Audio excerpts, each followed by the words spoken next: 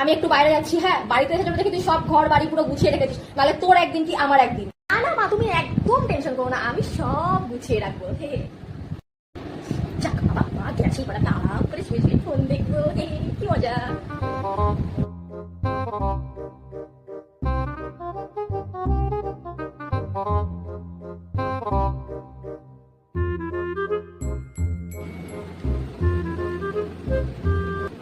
মা তো গেছে, অনেকক্ষণ হয়ে গেছে, দেখি তো কটা বাজে।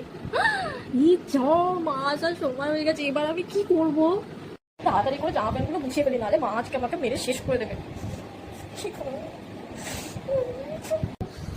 বাইরে কি গরম।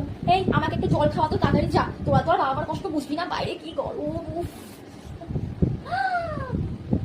বাবা, তুই ঘর বাড়ি গুছাসনি?